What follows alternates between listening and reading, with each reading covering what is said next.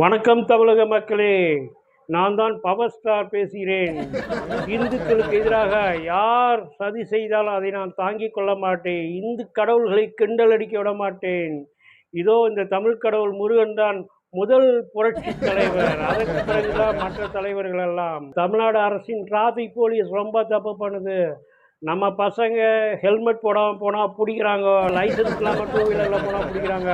ஸ்பீடாக போய் கட்டடிச்சு போனாலாம் பிடிக்கிறாங்க. இந்த மாதிரிலாம் வந்துட்டு டிராஃபிக் ரூல்ஸ்லாம் பேசிக்கிட்டா அவ்வளோதான். எங்கள் தலைவர் விஜய் வந்தார்னா இனிமேட்டு நோ டிராஃபிக், நோ ரூல்ஸ். யார் வேணாலும் எத்தனை பேரை வேணாலும் வச்சுட்டு பைக்கில் சுற்றலாம். லைசன்ஸே தேவையில்லை. ஹெல்மெட் போடணும்னு அவசியம் இல்லை. லெஃப்டில் இண்டிகேட்டர் போட்டு ரைட்டில் போகலாம், ரைட்டில் இண்டிகேட்டர் போட்டு லெஃப்டில் போகலாம். ஸ்பீடாக போய் யார் மேலும் மோதலாம். எது பண்ணாலும் வந்துட்டு கேள்வியே கேட்க மாட்டோம். யாருக்கும் ஃபைன் போட மாட்டோம். இதை மட்டும் மனசில் வச்சுக்கோங்க. அதனால நம்ம தலைவர் விஜயை வந்துட்டு நீங்கள் வந்துட்டு முதல்வராக கொண்டு வரணும். என்ன புரியுதா?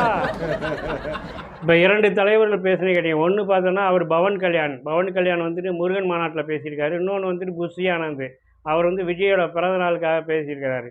இங்கே பவன் கல்யாண் என்னன்னா, நம்ம தமிழ் கடவுள் முருகரை வந்து புரட்சி தலைவர்னு சொல்கிறாரு. என்னமோ நாங்கள் இதுவரைக்கும் வந்துட்டு முருகரை பற்றி பெருசாக கண்டுக்காத மாதிரியும், அவர் வந்து தான் வந்துட்டு முருகரை வந்து புரட்சி தலைவர்னு அடையாளப்படுத்துகிற மாதிரியும்.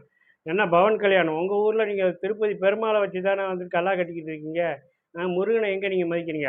நீங்கள் மட்டுமா? வடநாட்டிலே போனால் வந்துட்டு சிவன் பார்வதிக்கு வந்து பிள்ளையாரத்தானே மகனாக வச்சுருக்காங்க. முருகர் வந்து ஓரக்கட்டி தான் வச்சுருக்காங்க. ஆனால் நாங்கள் தான் ஏன் முருகரை வந்துட்டு பழனி, திருச்செந்தூர், திருத்தணி, திருப்பரங்குன்றன்ட்டு எல்லா இடத்துலையும் வந்து முருகனை முன்னிலையில் வச்சு நாங்கள் தமிழ் கடவுள் முருகன் கொண்டாடி இருக்கோம். எங்களுக்கு வந்து புதுசாக வந்து பாடம் எடுக்கிறீங்களா? கிளம்புங்க. அடுத்து அடுத்து பார்த்தோன்னா இவர் புஷி ஆனந்த் வந்துட்டு அவர் வந்து புதுசாக ஒரு டிராஃபிக் ரூல்ஸ்லாம் போடுறாரு. அவர் பசங்கள்லாம் வந்துட்டு டூ வீலரில் ஹெல்மெட் இல்லாமல் போவாங்களாம். ஹெல்மெட் இல்லாமல் போய் நான் ஆக்சிடெண்ட் ஆகி அடிபட்டால் வந்துட்டு புஷி ஆனந்த் வந்து செலவு பார்ப்பாரா, அல்லது அந்த குடும்பத்தை காப்பாற்றுவாரா? அவங்க லைசன்ஸ் இல்லாமல் போவாங்களாம். நல்லா ஓவர் ஸ்பீடில் போயிட்டு கட்டடிச்செல்லாம் போவாங்களாம். பொதுமக்கள் மேலே அடித்தாலும் வந்துட்டு புஷி ஆனந்த் அதை பற்றிலாம் கண்டுக்க மாட்டாரா? என்ன ஒரு அரசியல் தலைவர் மாதிரியா பேசுகிறீங்க?